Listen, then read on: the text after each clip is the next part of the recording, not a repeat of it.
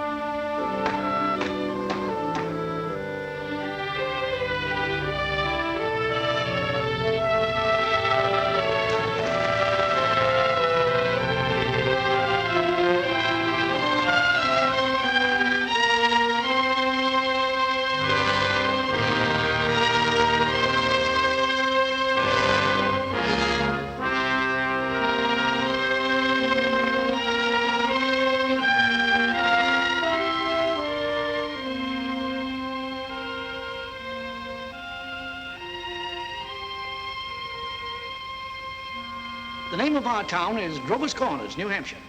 It's just across the line from Massachusetts. Latitude is 42 degrees, 40 minutes. Longitude is 70 degrees, 37 minutes. Running right through the middle of the town is Main Street. Cutting across Main Street on the left is the railroad tracks. Beyond the railroad tracks is Polish Town. You know, foreign folks who come here to work in the mills, a couple of Canuck families, and the Catholic Church. You can see the steeple of the Congregational Church. The Presbyterian is just across the street. The Methodist and the Unitarian are up a block. The Baptist Church is down in the hollow by the river. Next to the post office is the town hall. Jail's in the basement. Brian once made a speech right from those very steps. It's a nice town, know what I mean? Nobody very wonderful ever come out of it, so far as we know. The earliest dates on the tombstones up there in the cemetery say 1670. They're Grovers and Cartwrights and Gibbses and Herseys. Same names as you find around here now. First, we'll show you a day in our town. Not as it is today in the year 1940, but as it used to be in the year 1901. All right, operator, let's start. Yes, sir, that's the way our town looked back in the year 1901. Along Main Street there's a row of stores with hitching posts and horse blocks in front of them. The first automobile is going to come along in about 5 years. The date is June 7th, 1901. It's just before dawn. Yeah, just about. The sky is already beginning to show some streaks of light in it over there in the east, back of our mountain. The morning star gets wonderful bright the moment before it has to go. The only lights on in the town are in a cottage over in Polish Town where a mother's just giving birth to twins, and down in the depot where Shorty Hawkins is just getting ready to flag the 545 for Boston. There she is now. Of course, naturally, out in the country all around, there have been lights on for some time, what with milking and so on, but town folks sleep late. Here comes Joe Crowell delivering the morning papers. So, another day has begun. Here comes Doc Gibbs from that baby case I was telling you about. And this is Doc Gibbs' house. His neighbor is Editor Webb. There's Mrs. Gibbs coming downstairs to get breakfast. Later on, about 1910, she's going out to visit her daughter Rebecca in Canton, Ohio. Mrs. Gibbs is going to die there. Pneumonia. But she's going to be brought back here, and she's going to be buried in the cemetery right here in our town with a whole mess of Gibbses and Percys In our town, we like to know the facts about everybody. And there's Mrs. Webb coming downstairs to get her breakfast, too. Mrs. Webb was a Grover before she married Editor Webb. Yeah. Children, time to get up. George, Rebecca.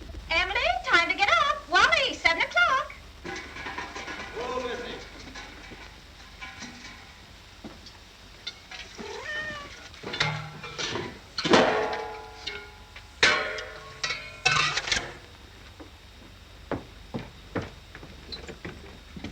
Morning, Hi. Morning, Miss Gibbs. Seems like you're late today. Yeah, something went wrong with the separator. Don't know what it was.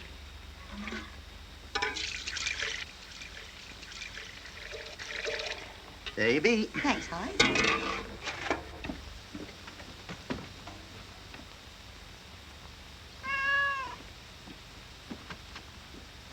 Morning, Miss Webb. Morning, Mr. Newsom. Mighty fine day. Yeah. How's Mrs. Newsom? Good. Emily? Wally? George, Rebecca.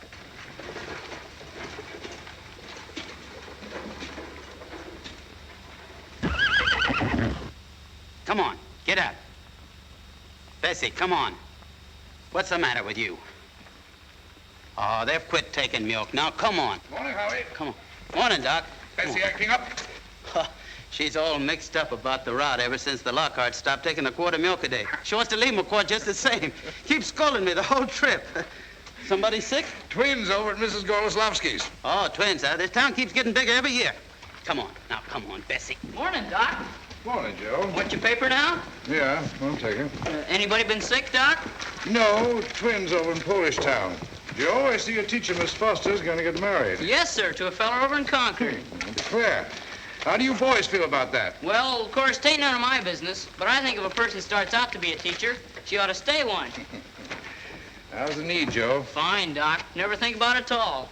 Only like you said, it always tells me when it's going to rain. What's the telling you today? Gonna rain? No, sir. Sure? Yes, sir. He never makes a mistake? No, sir. Doc? Joe? I want to tell you something about that boy, Joe Crowell. Joe was awful smart, so he got a scholarship to Boston Tech.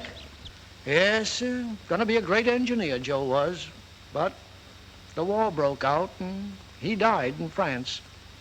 All that education for nothing. Everything all right, Frank? Yes. I declare easy as kittens. Children, hurry up. George, Rebecca. Bacon will be ready in a moment. Sit down and drink your coffee. You can catch a couple hours sleep this morning, can't you? Miss Whitworth's coming at 11. Guess I know what's about to. My stomach ain't what it ought to be. All told, you won't get more than 3 hours sleep. Frank Gibbs, I don't know what's going to become of you. Feel we should go away someplace and take a rest. I think it'd do you good.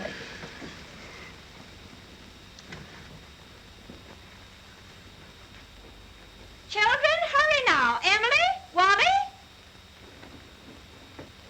I declare you have to speak to George. Seems like something's come over him lately. He's no help to me at all. Can't even get him to cut me some wood. Is he sassy to you? Just whines. All he thinks about is that old baseball. George, Rebecca, you'll be late for school.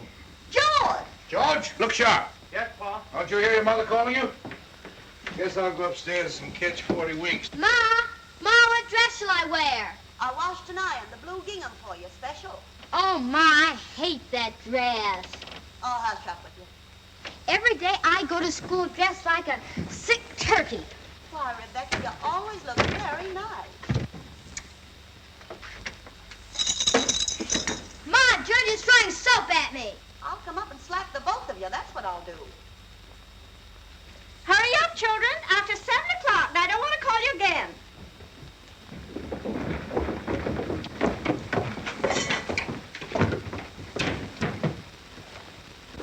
Pa? Morning, children. Children, I won't have it. Breakfast just as good as any other meal, and I won't have you gobbling like wolves. It'll stunt your growth, that's a fact.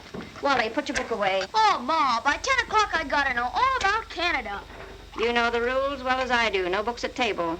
As for me, I'd rather have my children healthy than bright. Well, I'm both, Mama. You know I am. I'm the brightest girl in school for my age. I have a wonderful memory. Eat your breakfast. Well, I'll speak to your father about it when he's rested. Seems to me like 25 cents a week's enough for a boy your age. I declare, I don't know how you spend it all. Oh, Ma, I got a lot of things to buy. Strawberry phosphates, that's what you spend it on.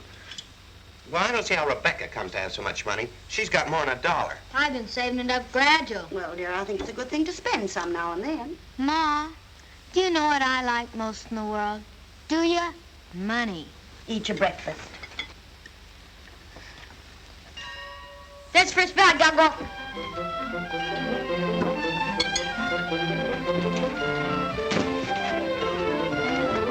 Yep, Wally. Bye, Mama. Bye, George. George, you gonna play baseball today? Now walk fast, but you don't have to run. Wally, pull up your pants at the knee. Rebecca, give Miss Foster my best congratulations. Can you remember that? Rebecca, pick up your feet.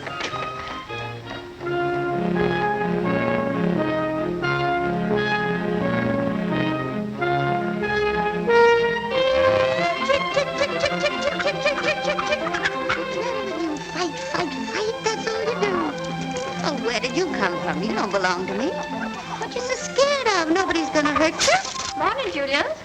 Morning, Myrtle. How's your cold? Oh, still got that tickling feeling in my throat. Told Charles I didn't know as I'd go to choir rehearsal tonight. Ever try singing over your voice? Yes, but somehow I can't do that and stay on key. Beans have been good this year. Let me help you. I decided to put up 40 quarts if it kills me. Children say they hit 'em, but I notice they manage to get 'em down all winter. Myrtle, I got to tell you something. If I don't tell somebody, I'll burst. Why, Julia Gibbs. One of those second-hand furniture men from Boston came to see me last Friday. First, I thought it was a patient waiting to see Dr. Gibbs, but he wormed his way right into my parlor. Myrtle Webb, he offered me $350 for Grandmother Hershey's highboy as I'm sitting here. Well, you're going to take it, aren't you? I don't know. You don't know? $350? Well, what's come over you? Well, if I could get the doctor to take the money and go away someplace on a trip, I'd sell it like that. You know, it's always been the dream of my life to see Paris, France. Crazy, I suppose. For years, I've been promising myself if we ever had the chance. How's Doctor feel about it? Well, I did beat about the bush a little. Said if I ever got a legacy, that's the way I put it, I'd make him take me. What'd he say?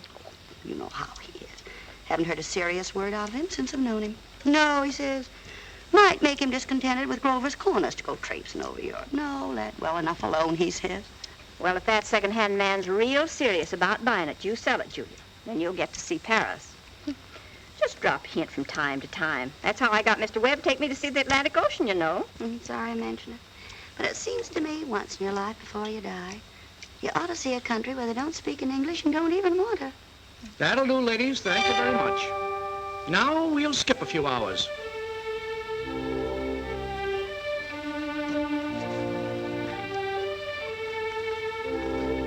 Now, before we get on, I think we ought to have a little more information about the town.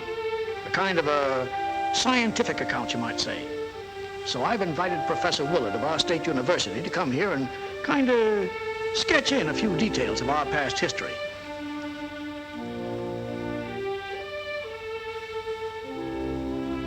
There he is now. Am I late? Right on time. May I introduce Professor Willard of our state university? Now, just a few brief words, Professor. Unfortunately, our time's limited. Yes, let me see. Grover's Corners. Grover's Corners lies on the old Pliocene granite of the Appalachian Range. I might say that's some of the oldest land in the world. We're very proud of that around here. Some highly interesting fossils have been found. I might say unique fossils. 2 miles north of town in Silas Peckham's cow pasture. These may be seen in the museum of the university at any time. Well, that is, at any reasonable time. Shall I tell them about the meteorological conditions, the mean precipitation, etc.? I'm afraid we won't have time for that, Professor. We might have a few words about the history of man here, though. Oh, anthropological data. Yes. Let me see. Early Amerindian stock, Cotahatchee tribes. No evidences before the 10th century of this era. Now entirely disappeared. Oh, possible traces in 3 families. Migration in the early 17th century of English brachiocephalic blue-eyed stock, and since then some Slav and Mediterranean. And the population, Professor? Within the town limits, 2,640. Oh, is that so? In that case, the population at the moment is 2,642. The postal districts bring in 507 more, making a total of 3,149. Mortality, birth rates, constant. By McPherson's gauge, 6.032. Thank you very much, Professor. I'm sure we're all very much obliged to you. Not at all, sir, not at all. Good day. And now the social and political report. Oh, Editor Webb? Mr. Webb? Charlie Webb's the father of Wally and Emily. Emily's the smart girl with a good memory. You know, you saw her at breakfast. All right, Editor Webb, it's your turn now. Well, I don't have to tell you that we're run here by a board of selectmen. All males vote at the age of 21. Women vote indirect. Politically, we're 86% Republican, 12% Democrats, 4% Socialists. The rest indifferent. Religiously, we're 85% Protestants, 12% Catholics. Rest indifferent. Very ordinary town, if you ask me, but our young people here seem to like it well enough. Lots of them settle down right here to live, even after they've been away to college. Now, is there anybody in the audience who'd like to ask Editor Webb any questions about our town? Is there much drinking in Grover's Corners? Well, ma'am, I wouldn't know what you'd call much. Saturday nights, the farmhands meet down at Ellery Greenow's stable and holler some. We got one or two town drunks, but they're always having remorses every time an evangelist comes to town. No, I'd say that liquor wasn't a regular thing in the home here, except in the medicine chest. Right good for snake bites, you know, always was. Mr. Webb. Yes? Mr. Webb, is there any culture or love of beauty in Grover's Corners? Well, no, ma'am, not much. That isn't the sense you mean. There's some girls that play the piano over at the high school commencement, but they ain't happy about it. No, there ain't much culture. Robinson Crusoe and the Bible and Handel's Largo, we all know that, and Whistler's mother. That's about as far as we go. Thank you very much, Mr. Webb. Is there no one in town aware? No, I'm sorry, but we haven't time for any more questions. We must be getting on with the picture. It's getting on in the afternoon. All 2,642 have had their dinners. All the dishes have been washed.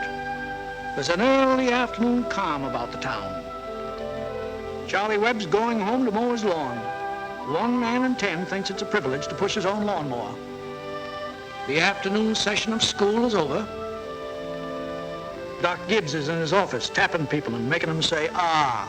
Ah.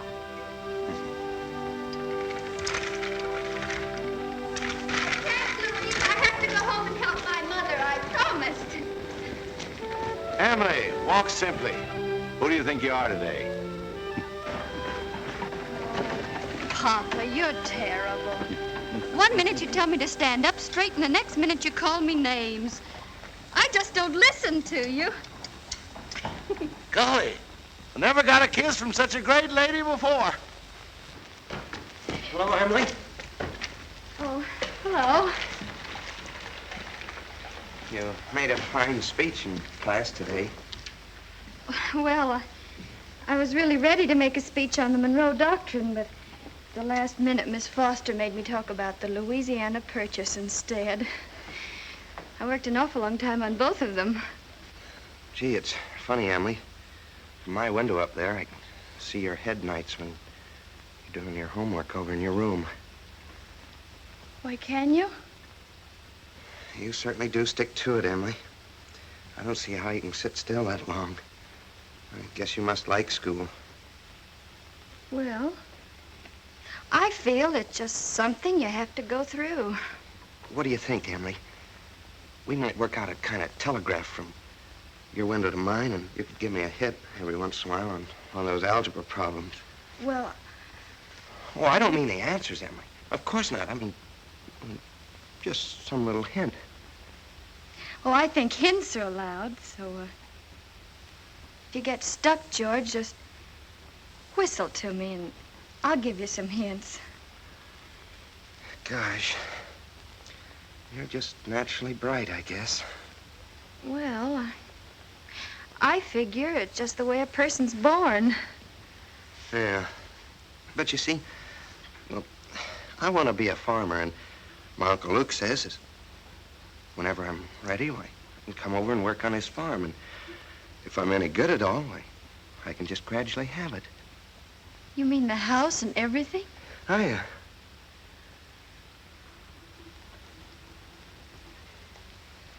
Well, I guess I better be getting out to the baseball field. Thanks for the talk, Emily. Afternoon, Mrs. Webb. Good, George. So long, Emily. So long, George.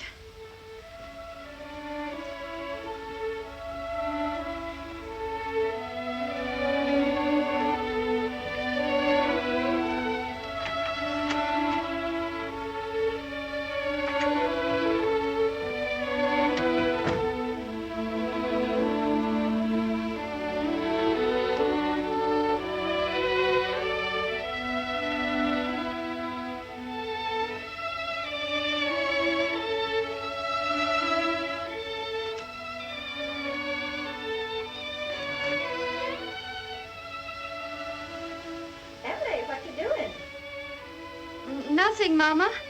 If you're doing nothing, you can come in here and help me with this yarn.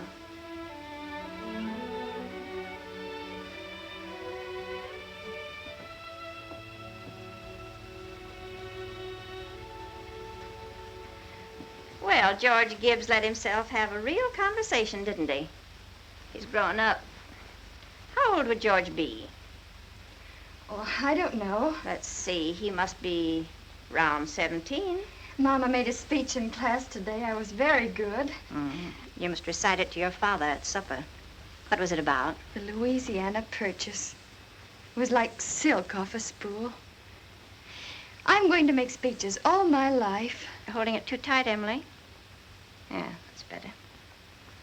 Mama, will you answer me a question? Serious? Seriously, dear, not serious. Seriously, will you? Of course I will. Mama, am I good looking? Of course you are. Both my children have got good features. Be ashamed if they hadn't. Oh, Mama, that's not what I mean. What I mean is, am I pretty? I've already told you yes. Now, that's enough of that. You got a nice, young, pretty face. Never heard such foolishness. Oh, Mama, you never tell us the truth about anything. I am telling you the truth. Mama, were you pretty? Yes, I was, if I do say it. I was the prettiest girl in town next to Mamie Cartwright. Oh, but Mama, you've got to say something about me. Am I pretty enough to get anybody? Well, to get people interested in me. Emily, you make me tired. Now stop it. You're pretty enough for all normal purposes.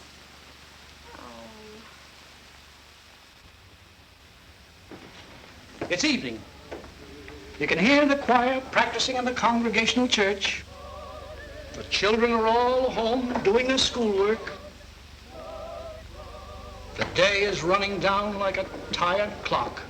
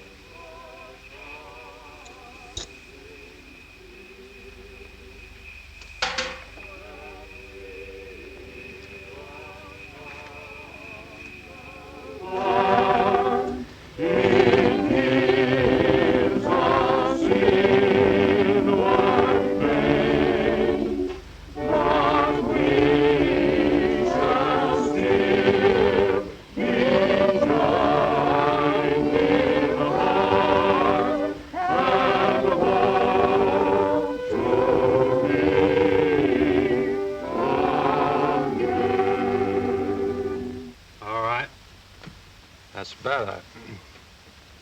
This ain't no miracle. And I'll do it again.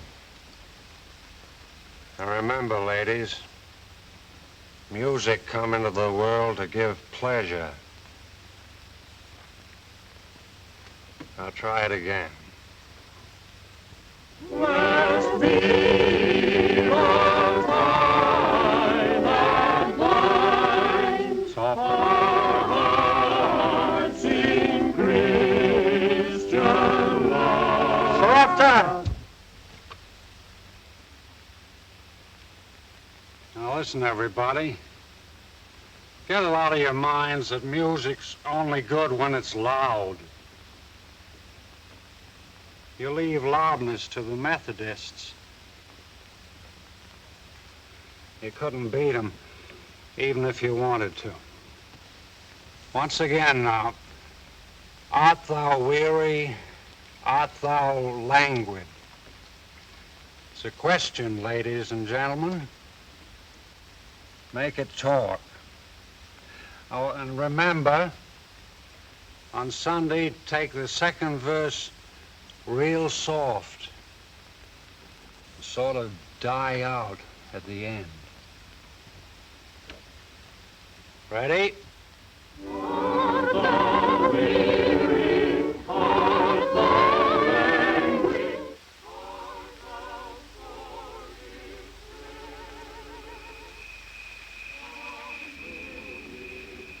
sorry? Emily.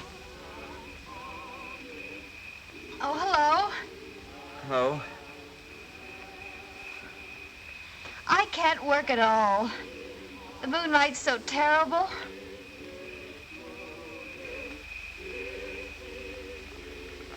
Emily, did you get the third problem? Which?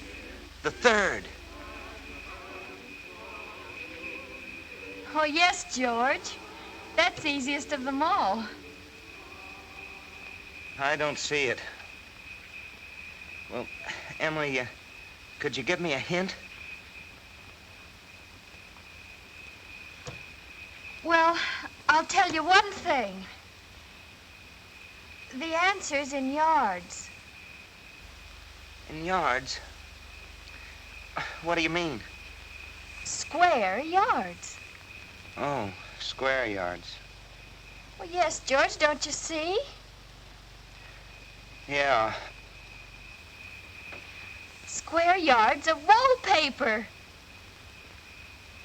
Oh, I see. Square yards of wallpaper. Thanks a lot, Emily. You're welcome. My, isn't the moonlight terrible?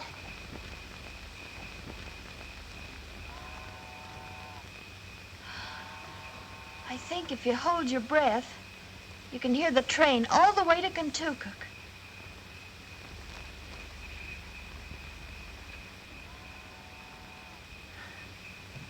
Hear it?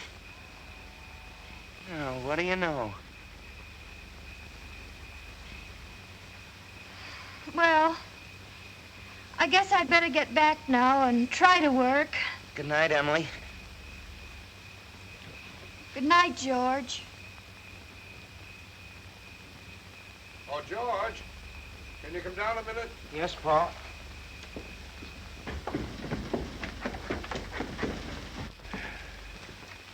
Make yourself comfortable, George. I'll only keep you a minute. George, how old are you? Me? Oh, I'm past 17.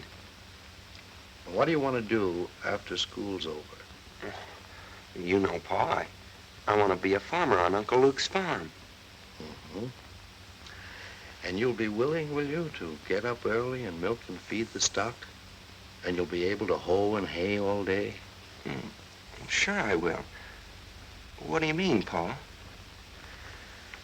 Well, George, when I was here in the office today, I heard a funny sound. What do you think it was? It was your mother chopping wood. Now, there you see your mother, getting up early, cooking meals all day, washing and ironing, and yet she has to go out in the backyard and chop wood. I suppose she got tired asking you. I suppose she just gave up and decided it was easier to do it herself. Yet, you eat her meals. You put on the clothes she keeps nice for you.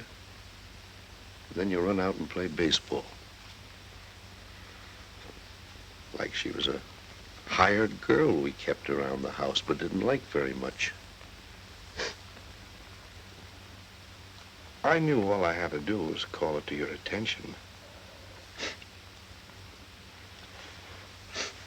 Here's a handkerchief, son.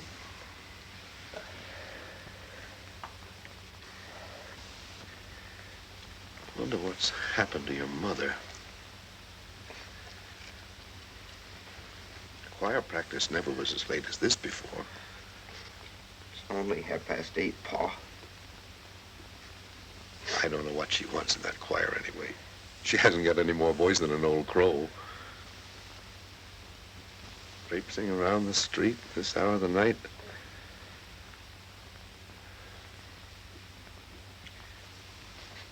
It's just about time you retired, don't you think, George? Yes, Pa.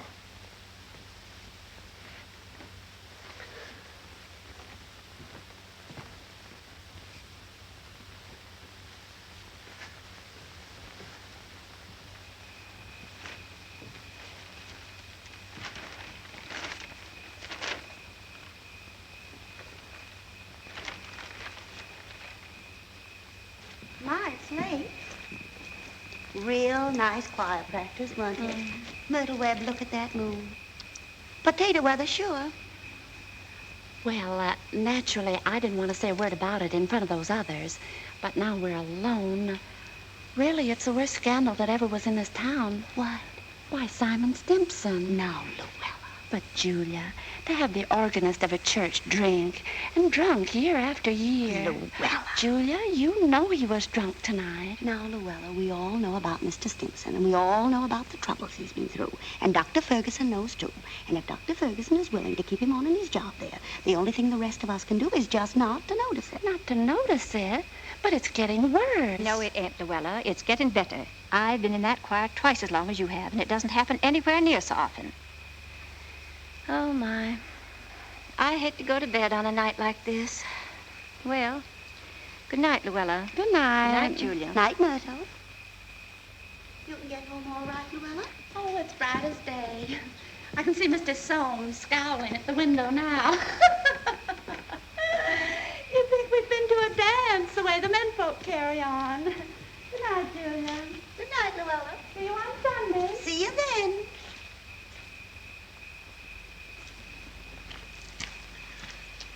Well, we had a real good time. You're late enough. Frank ain't any later than usual. You stopping to gossip with a lot of hens. Now, don't be grouchy. Smell my heliotrope. What'd you do all the time I was away? Oh, I read as usual. Well, what did the girls gossip about tonight? Believe me, Frank, there's something to gossip about. Simon Stimpson? Far gone, was he? Oh, worst I've ever seen. Frank, how's all that gonna end? Dr. Ferguson can't forgive him forever. I guess I know Simon as well as anybody in this town. Some people just ain't made for small-town life. I don't know how that'll end. But there's nothing we can do but leave it alone. Get in. Oh, no, not yet. Frank, I'm worried about you. What are you worried about? Well, I think it's my duty to plan for you to get a real rest and change. And if I get that legacy, I'm going to insist upon it. No, Julie, no. There's no sense in going all over that again. Come on. It's getting late. First thing you know, you'll catch a cold.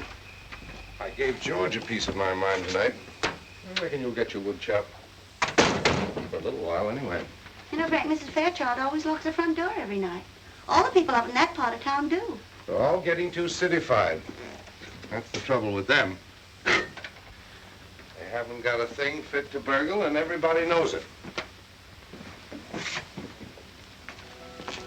Good evening, Constable. Evening, Mr. Webb. Quite a moon. Yeah. All quiet tonight? Simon Stimson is rolling around a little. I just saw his wife moving out to hunt for him. So I looked the other way. There he is now.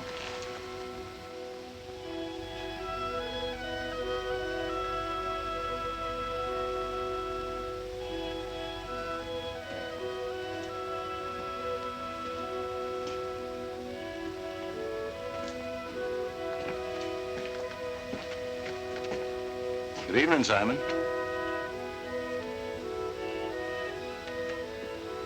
Good evening. Most of the town settled down for the evening. Guess we'd better do the same. Can I walk along with you?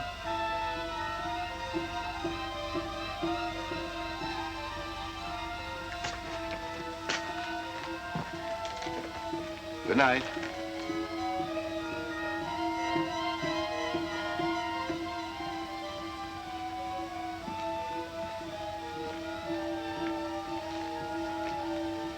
I don't know how that's going to end. Oh, Bill, if you see my boy smoking cigarettes, give a word to him, will you? He thinks a lot of you, Bill. I don't think he smokes those cigarettes, Mr. Webb. Leastways, not more than 2 or 3 a year.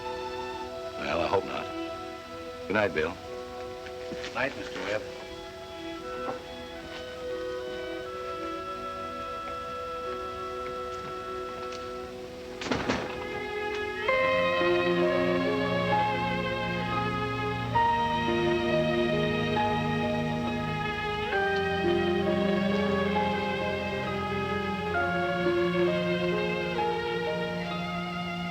Who's that up there?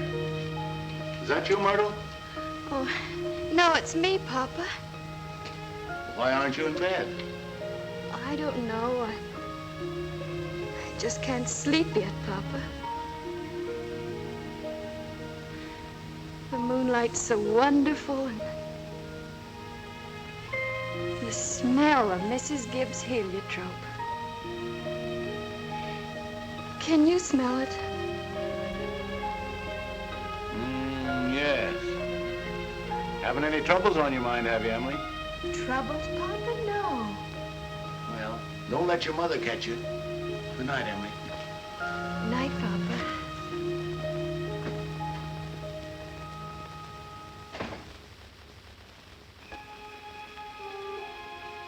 I never told you about that letter Jane Crowfoot got from her minister when she was sick. He wrote Jane a letter, and on the envelope, the address was like this. It said, Jane Crowfoot, the Crowfoot Farm, Grover's Corners, Sutton County, New Hampshire, the United States of America. What's funny about that? But listen, it's not finished. The United States of America, continent of North America, Western Hemisphere, the Earth, the solar system, the universe, the mind of God. That's what it said on the envelope. What do you know? Yep, and the postman brought it just the same. What do you know?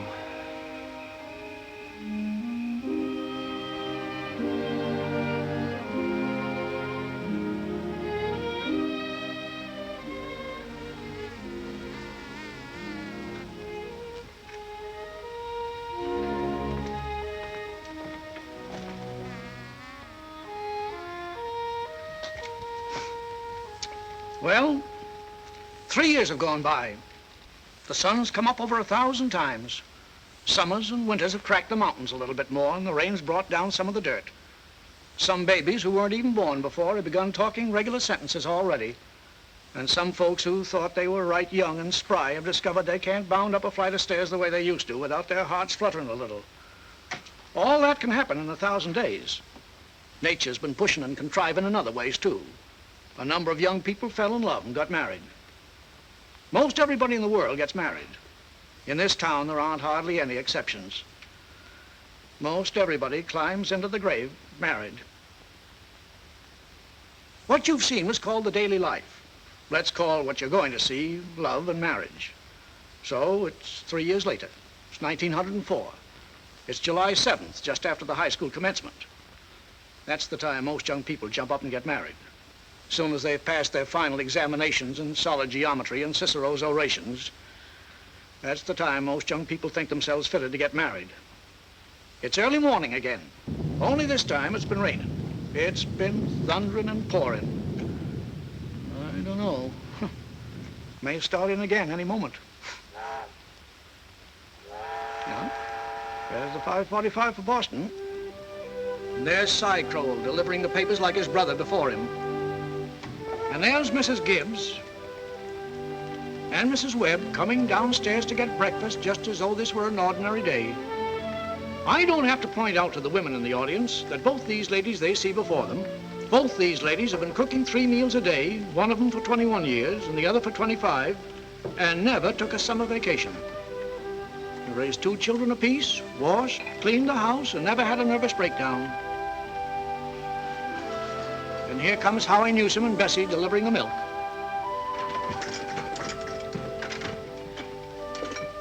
Morning, Howie. Morning, Si. Anything in the paper I ought to know? Nothing much. Except for losing about the best baseball pitcher Grover's Corners ever had. George Gibbs, huh? I don't see how I'd give up a thing like that just to get married. Would you have, Howie? Can't say. Never had no talent that way. But in '95, we had a player, Si, that even George Gibbs couldn't have touched. Name of Hank Todd. But he went down to Maine and become a parson. Wonderful ball player. Si. Howie?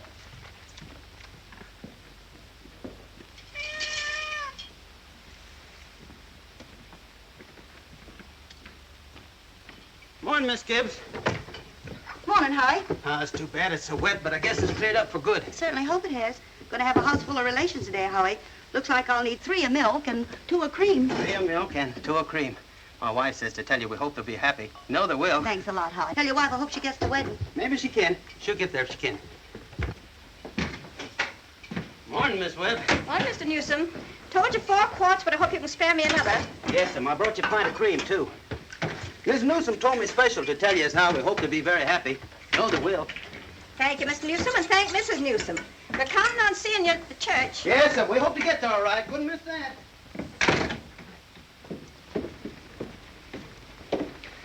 Well, Ma, day's come.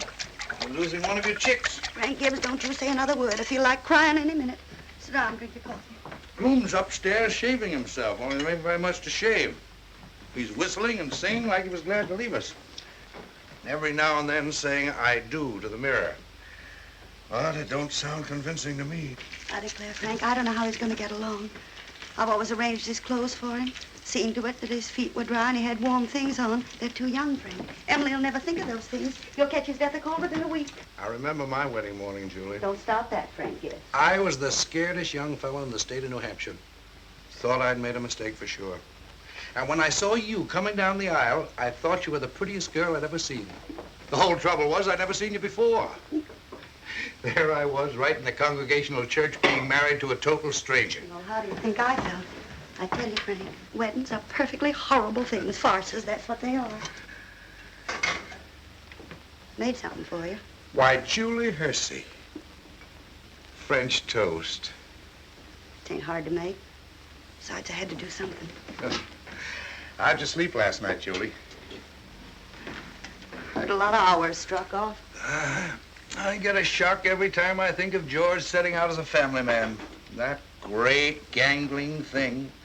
I tell you, Julie, there's nothing in the world so terrifying as a son. The relation between a father and a son is the dangest, awkwardest... Well, mother and daughter's no picnic, I can tell you. I do. I do. I do.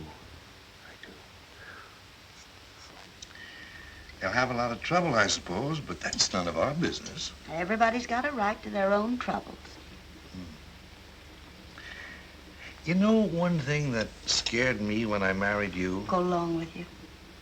I was afraid we didn't have material for conversation more than it'd last a few weeks.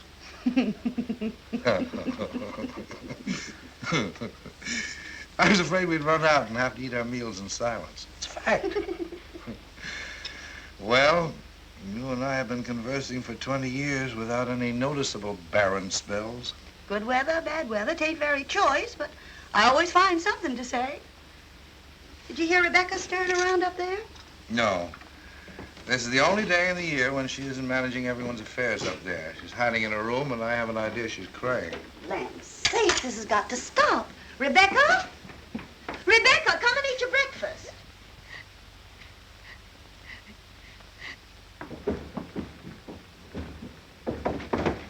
Good morning, everybody. Only 4 more hours to live. George Gibbs, where you going? I'm just stepping across the grass to see my girl. Now, George, put your rubbers on. Been raining torrents. You don't step out of this house unless you're prepared for it. Oh, Ma, it's just a step. You'll catch your death of cold and cough all through service. Oh. George, do as your mother tells you.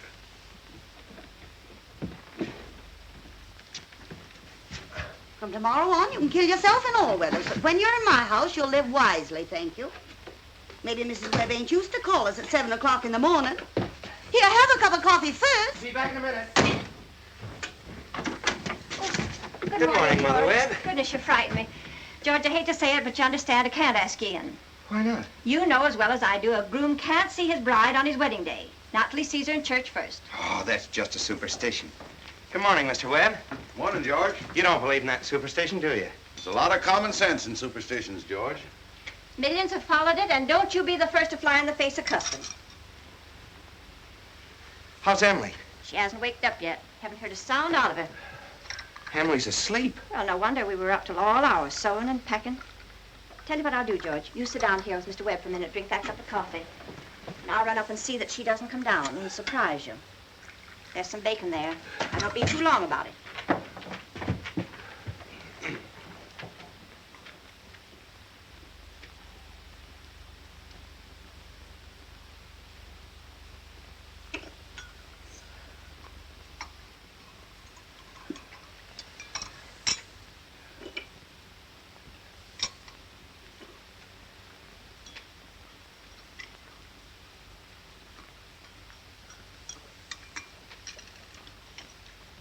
Well, George, how are you? Oh, I'm fine. Mr. Webb, what common sense could there be in a superstition like that? Well, George, on the wedding morning, a girl's head is full of, oh, you know, clothes and one thing and another. Don't you think that's probably it? Well, yes. Guess I never thought of that before. A girl's apt to be a mite nervous on her wedding day. Gee, I wish a person could get married without all that marching up and down. Every man that's ever lived has felt that way, George. And it hasn't been any use. It's the women folks who've built up weddings, my boy. And looks mighty small at a wedding, George. All those good women standing shoulder to shoulder, making sure that the knot's tied in a mighty public way. Well, you believe in it, don't you, Mr. Webb? Oh, yes. Oh, yes. Now, don't misunderstand me, George.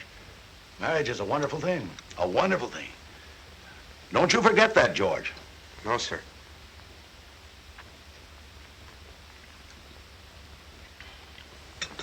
Mr. Webb, how old were you when you got married?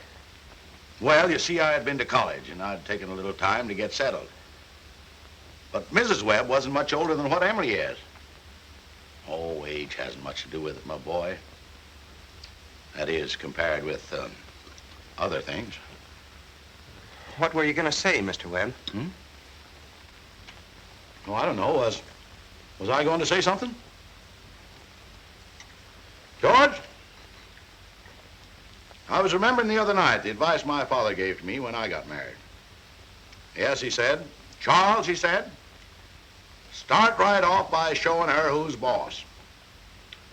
Best thing to do is to give an order about something, even if it don't make sense. Just so she'll learn to obey, he said. Then he said, if anything about her irritates you, conversation or anything, get right up and leave the house. That'll make it clear to her. And oh, yes, he said, never tell your wife how much money you have. Never. Well, I couldn't exactly do that. So that. I took the opposite of his advice, and I've been happy ever since. Now, let that be a lesson to you, my boy. Never ask advice of anybody on personal matters. George, Emily's got to come down and eat her breakfast. She sends you love, but she don't want to lay eyes on you. Goodbye. Goodbye. Myrtle, I guess you didn't know about that older superstition. What do you mean, Charles? Since the caveman, no bridegroom should see his father-in-law on the day of the wedding or near it. Now, remember that.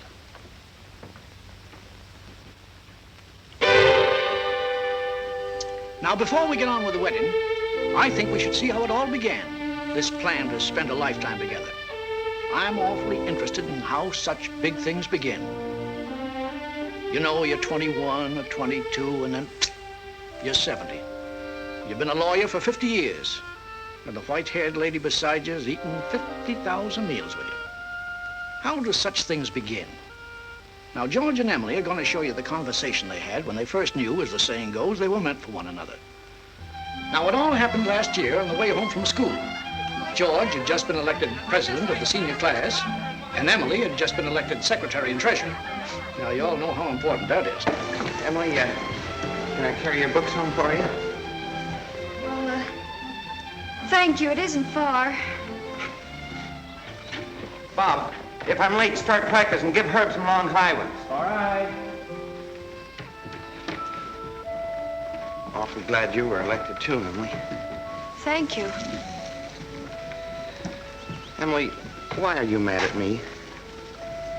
Oh, I'm not mad at you. You've been treating me so funny lately. Well, since you asked me, I might as well say it right out, George. Oh, goodbye, Miss Corcoran. Emily?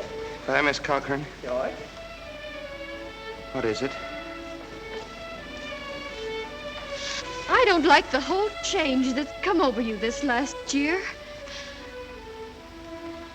I'm sorry if that hurt your feelings, but I just got to tell the truth and shame the devil. A change? What do you mean? Well, up to a year ago, I used to like you a lot. I used to watch you while you did everything. Because we'd been friends for so long. And then you started spending all your time at baseball, and you never stopped to speak to anybody anymore. Not to really speak. Not even to your own family you didn't. And George, it's a fact. Since you've been captain, you got awful stuck up and conceited, and all the girls say so. Hurts me to hear them say it, but I have to agree with them a little because it's true. Oh, gosh, Emily. I never thought that such a thing was happening to me. I guess it's hard for a fella not to have some faults creep into his character. I always expect a man to be perfect, and I think he should be. Well, I don't think it's possible to be perfect, Emily. Well, my father is. And as far as I can see, your father is. And there's no reason on earth why you shouldn't be, too. I feel that it's just the other way around. Well, men aren't naturally good, but girls are. Well, you might as well know right now that I'm not perfect. It isn't as easy for a girl to be perfect as a man because, well, we girls are more nervous. Oh, now I'm sorry I said that about you. I don't know what made me say it. Emily... Now I can see it isn't the truth at all. Suddenly I feel it isn't important anyway.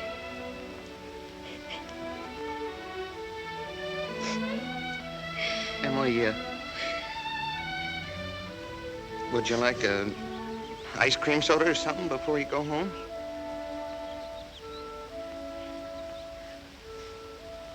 Thank you, I would. Hello, George. Hello, Emily. Hello, Miss Morgan. Well, what can I do for you? Why, Emily Webb, what you been crying about? Well, she got an awful scare, Mr. Morgan. that hardware store wagon almost ran over her. And everybody says that Tom Huckins drives like a crazy man. Well, here, let me give you a glass of water.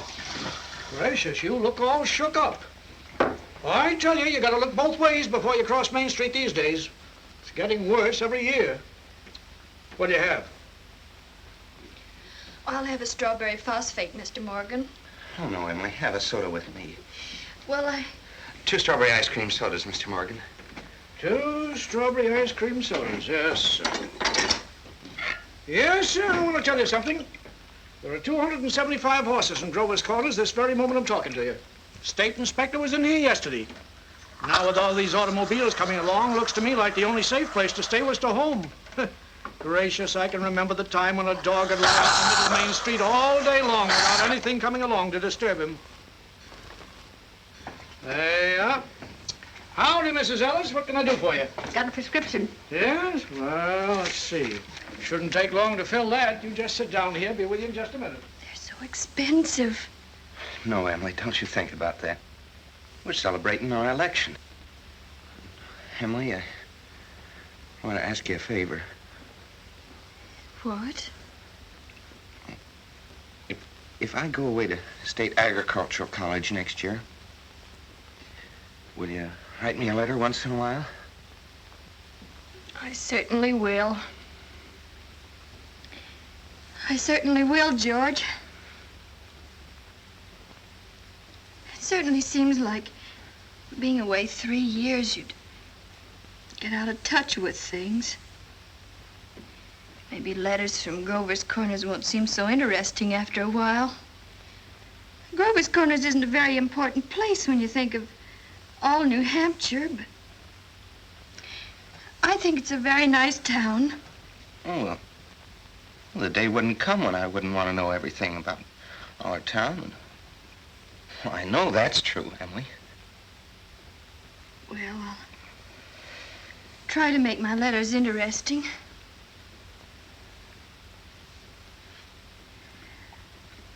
You know, Emily, whenever I meet a farmer, I ask him if he thinks it's important to go to agricultural school to be a good farmer. Why, George. Yeah, and some of them even say it's a waste of time. And well, you can get all that stuff anyway in the pamphlets the government puts out.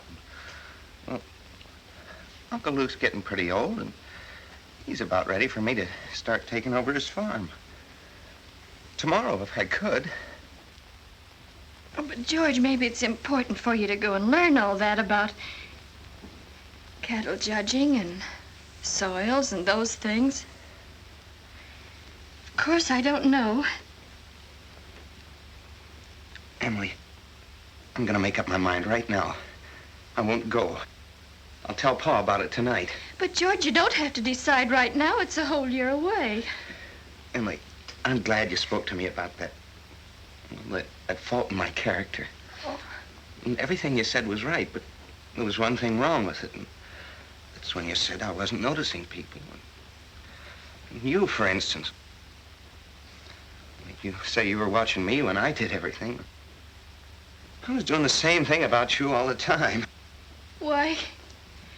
Sure, I always thought about you as one of the chief people I thought about. I always made sure where you're sitting on the bleachers and who you were with. And well, for 3 days now, I've been trying to walk home with you, but something always got in the way. And yesterday, I was standing out by the wall waiting for you, and I walked home with Miss Cochran. Oh, George. Life's awful funny. How could I have known that? I thought... Emily, I'm going to tell you why I'm not going to agricultural school. I think that once you've found a person that you're very fond of, a person who's fond of you, too, likes you well enough to be interested in your character, I think that's just as important as college is, and even more so. That's what I think. I think it's awfully important, too. Emily? Yes, George? Emily, if I do improve and make a big change, would you be... I mean, could you be... I am now. I always have been.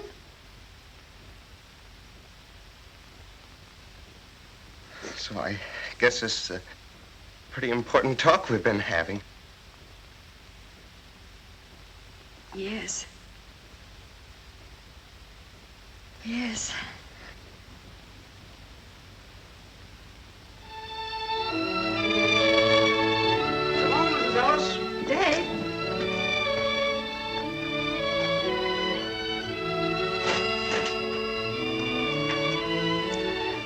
If you'll wait a minute, I'll walk you home.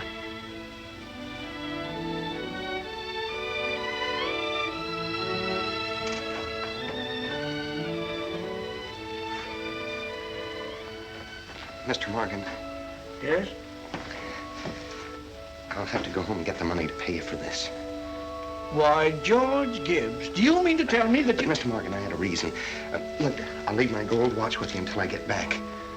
No, you keep your watch, George. I'll trust you. But I'll be back in 5 minutes. I'll trust you for 10 years, George.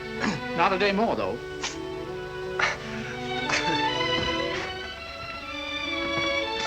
Feeling all right now, Emily? Oh, yes. Thank you, Mr. Morgan. It's nothing. I'm ready.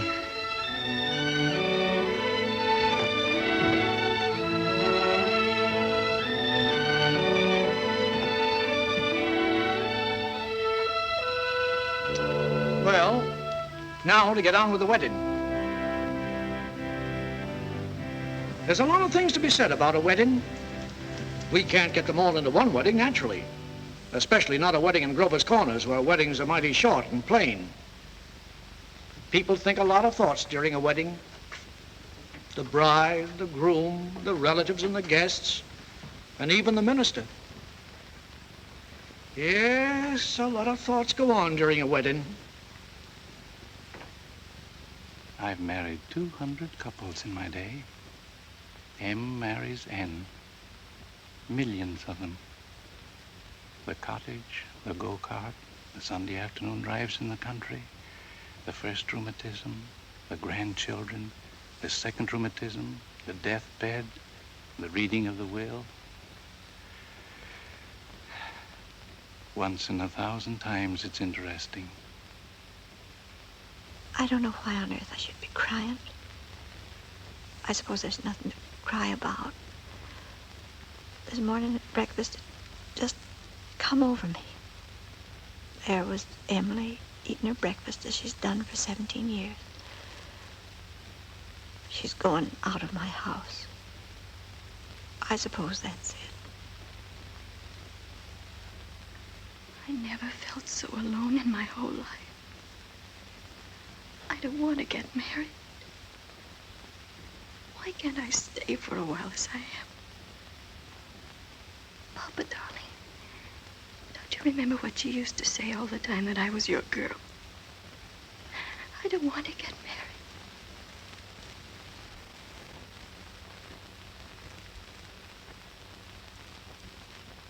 Gee, I'm gonna get married.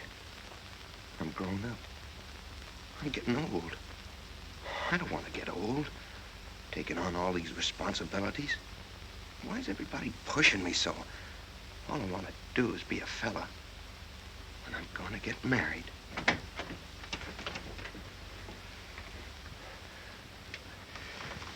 Cheer up, Ma. I'm getting married. Come on, Ma. Now, Ma, you save Thursday nights. Emily and I'll be over for supper every Thursday night. You'll see. Come on, Ma. We've got to get ready for this. Got the ring? Oh, yes, sir. Come on.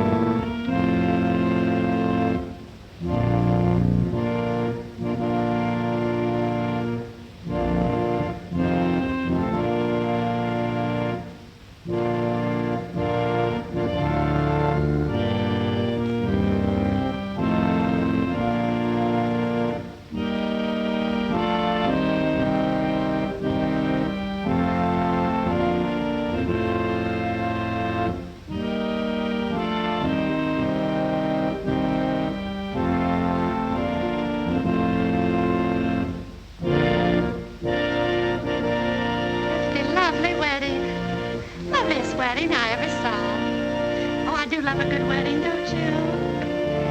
Doesn't she make a lovely bride?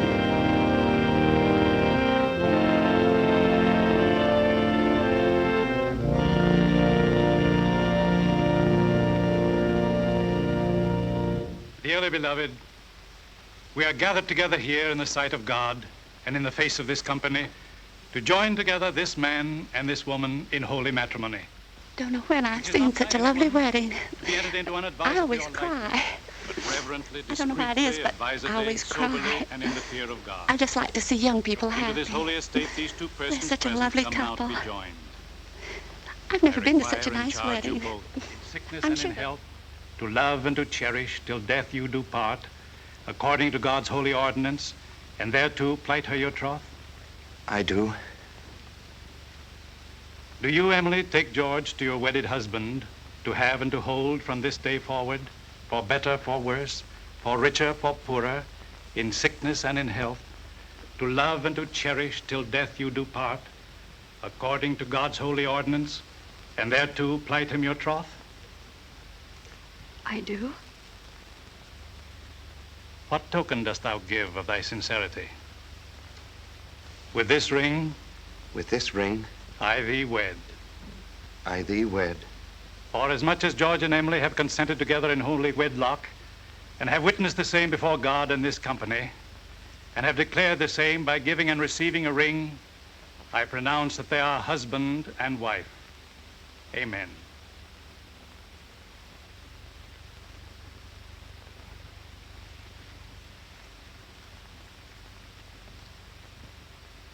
I mean forever. Forever and ever.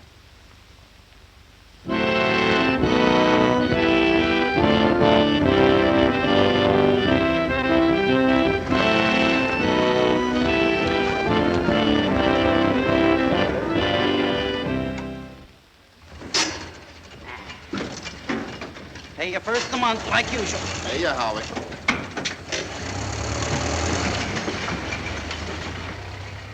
Man his age shouldn't be driving one of those things. Not when he's got a lot of young fellas to do it for him. Well, Howie likes to deliver the milk himself. Says he gets the feel of the town that way. You know, in all these years, he never kept a book. Carries all the accounts in his head. I hear he's been doing so well, he's begun locking his front door at nights. Afraid of burglars. Ain't no burglars in this town yet. No, but Howie's heard about them.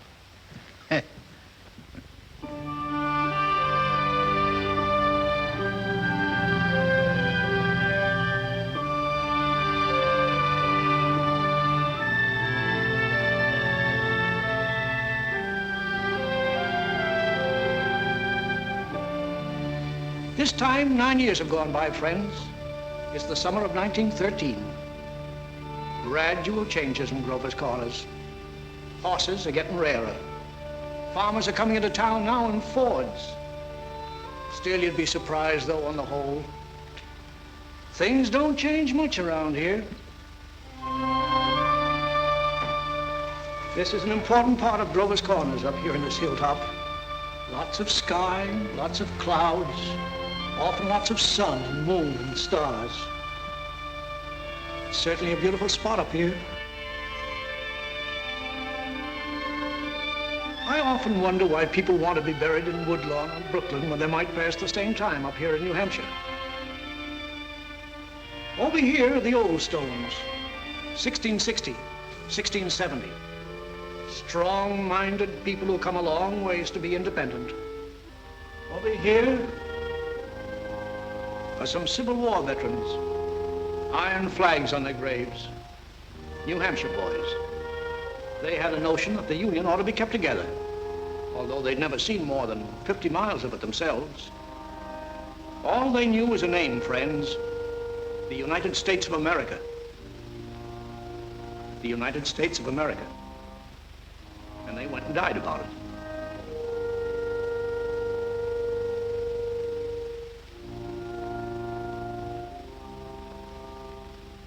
This is the new part of the cemetery. There's Mrs. Soames, who enjoyed the wedding so much, remember? And there's our friend, Mrs. Gibbs. Yeah, Doc Gibbs lost his wife 3 years ago, just about this time. and Editor Webb's boy, Wallace, whose appendix burst on a Boy Scout trip to Crawford Notch. There's Mr. Stimson, the organist at the Congregational Church. He drank a lot, they used to say. Hung himself in the attic. They tried to hush it up, but of course it got around. He wrote his own epitaph. Ain't a verse exactly, it's just a lot of notes. I wouldn't know what it was. It was all read up in the Boston papers at the time, though. A lot of sorrows kind of quieted down up here, too. All those important things, mother and daughter, husband and wife, enemy and enemy, money and miser. All those terribly important things, the earth part kind of burns away, burns out. And what's left? What's left when memory is gone? And your identity, Mrs. Smith?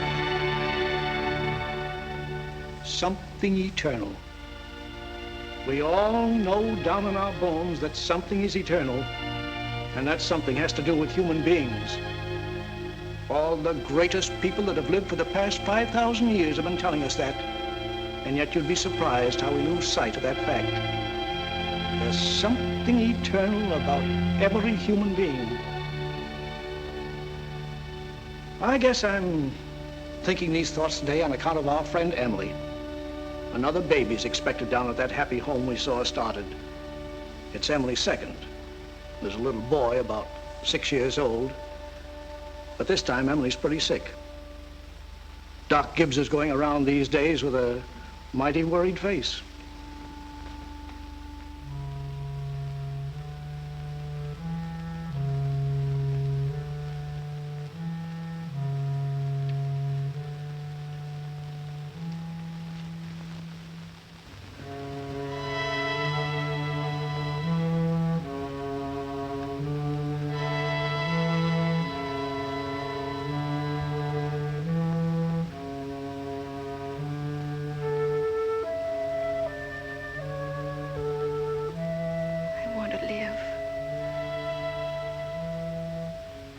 To live.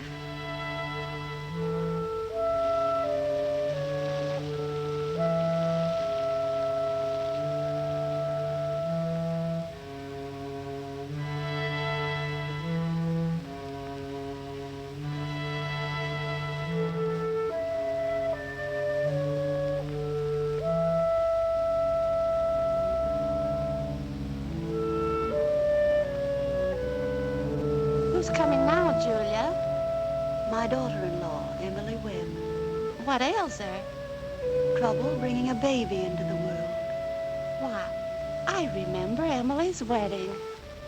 Wasn't it a lovely wedding?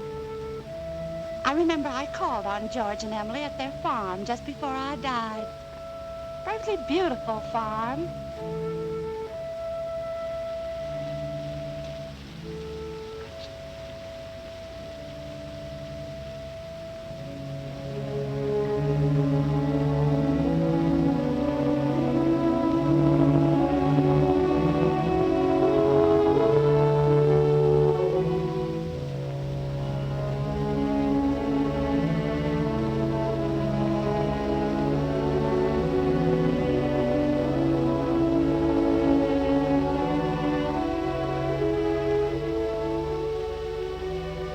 Dear friends, as we gather here in the last tribute of memory to our loved one, Hello, Mother Gibbs. let us remember the words Hello, of the Master. Emily.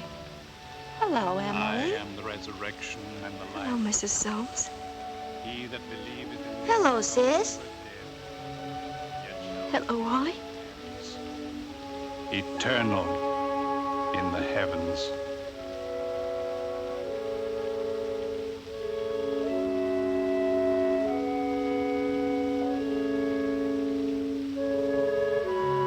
Mother Gibbs, they're going. Yes, dear.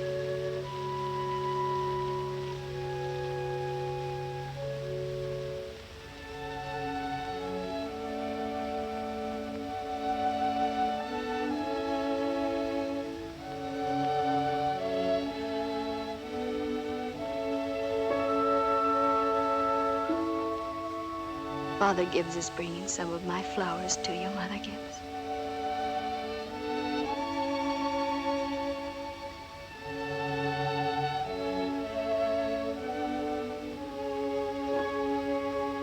Mother Gibbs, I never realized how troubled and sad he looks. I loved him so. Father Gibbs? Father Gibbs?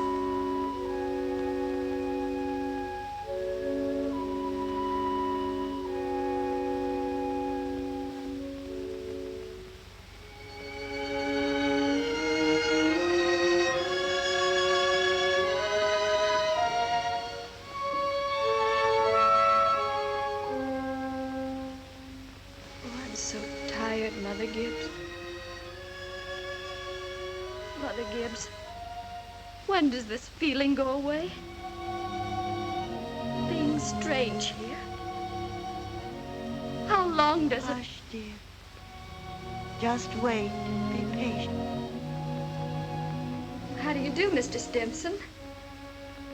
How do you do, Emily? Mother Gibbs. George and I have made that farm into just the best place you ever saw. We thought of you all the time.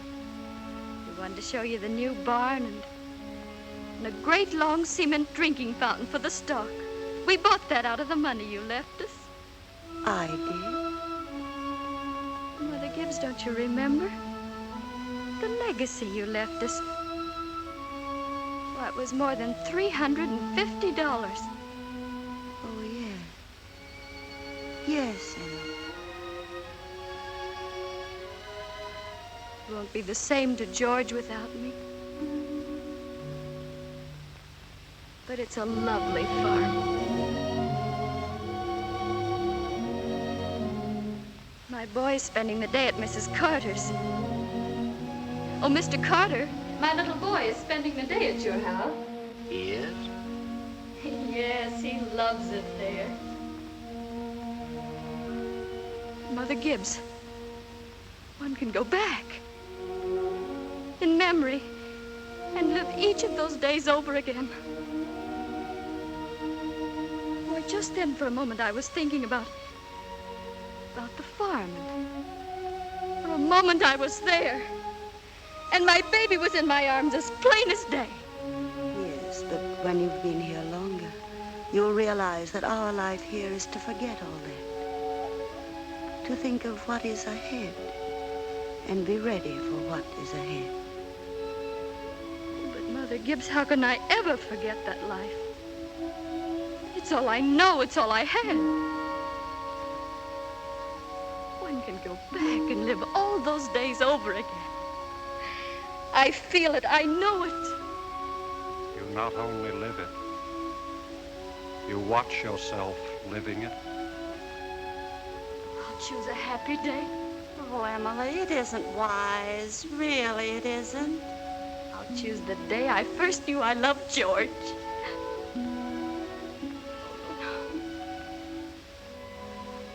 Why should that be painful? Because it's the happiest days that are the hardest to relive and to forget. I must. Then choose an unimportant day. Choose the least important day in your life. It will be important enough. I'll choose. I'll choose. Yes, Emily. Think hard. Remember.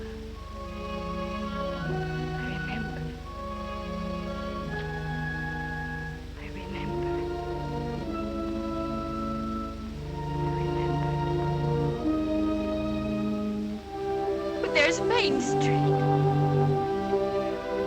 Well, that's Mr. Morgan's drugstore before he changed. And there's the livery stable. That's the town I knew as a little girl. And look, there's the old white fence that used to be around our house. Oh, I'd forgotten that. I love it so.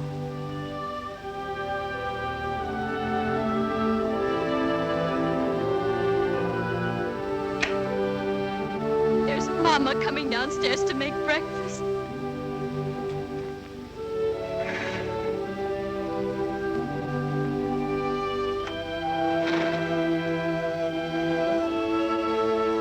Mama.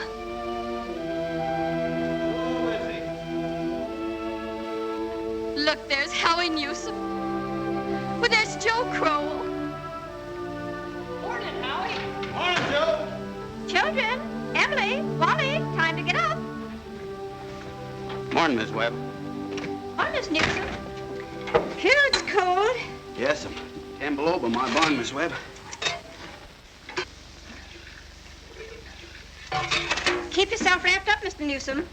Yes, Oh, tell Emily many happy returns of the day. Now I know. It's my 16th birthday. Mama, I can't find my blue hair ribbon anywhere. Just open your eyes, dear, that's all. I laid it out special for you on the dresser there. If it were a snake, it'd bite you. How young Mama looks. I didn't know Mama was ever that young. Morning, Howie. Morning, Mr. Webb. There's Pop. You're up early. Yeah, I've been back from old college, New York State, to make a speech. Any news here?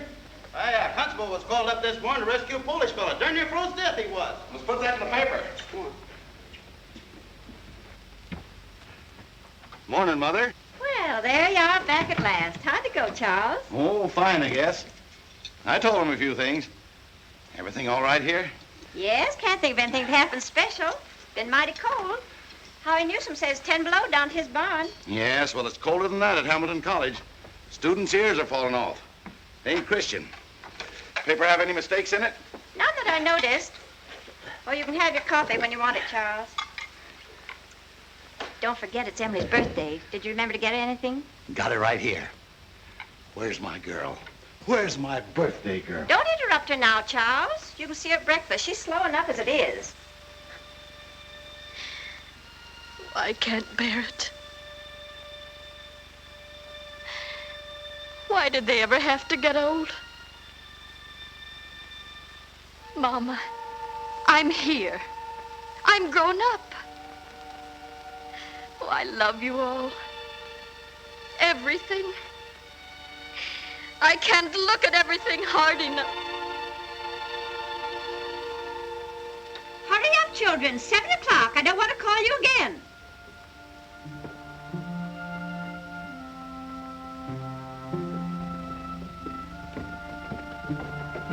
Morning, Mama. Well, now, dear. A happy birthday to my girl and many happy returns. Surprise is waiting for you on the table there. Oh, Mama, you shouldn't have. Can't.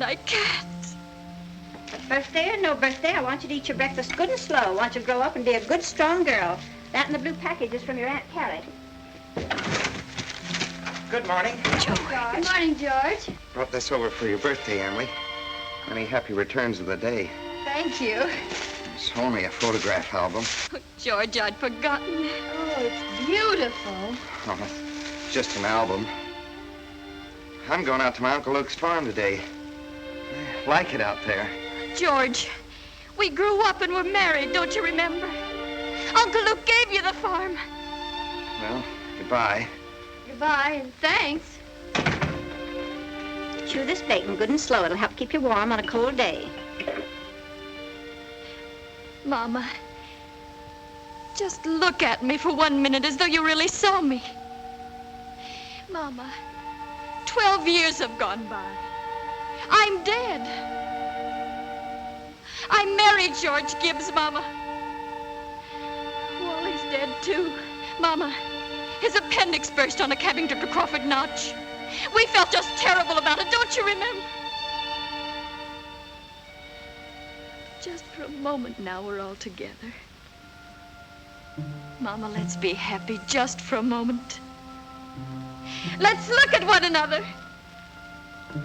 That and the yellow package is something I found in the attic among your grandmother's things. You're old enough to wear it now, and I thought maybe you'd like it. Oh, and this is from you. It's lovely. It's just what I wanted. It's beautiful. I hoped you'd like it. Wally has a present for you, too. He made it as an annual training class. Be sure and make a fuss over it. Your father's got a surprise for you, too. Don't know what it is myself. Shh. Here he comes.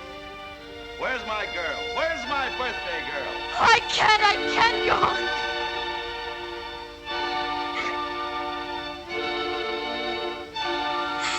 It goes so fast.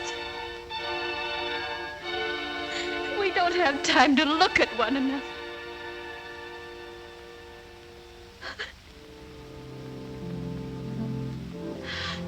Oh, I didn't realize. So all that was going on. And we never noticed. Must I go back to my grave? Wait. One more look.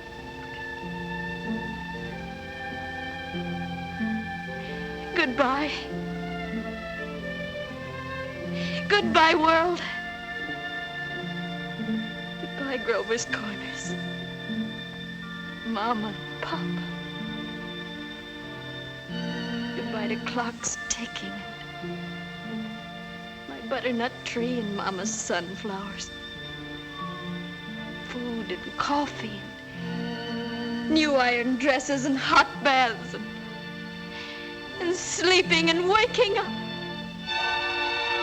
Oh, Earth, you're too wonderful for anybody to realize you. Do any human beings ever realize life while they live it? Every minute.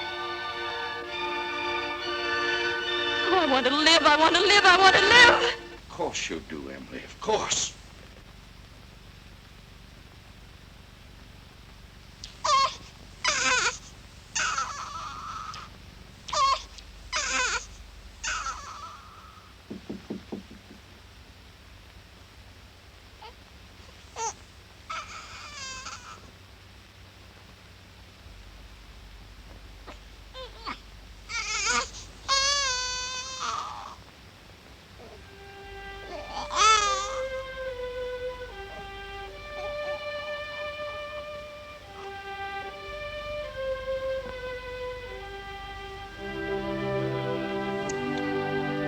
Most everybody's asleep in Grover's Corners. Oh, there are a few lights on.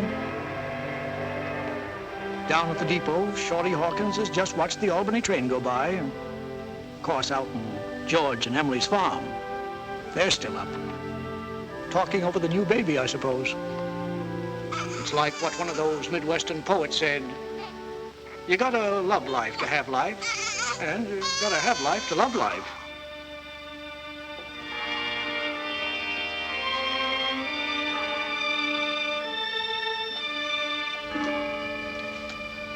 $11 o'clock in Grover's Corners.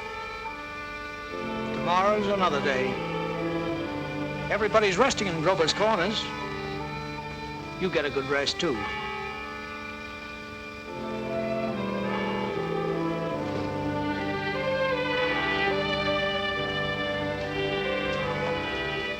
Good night.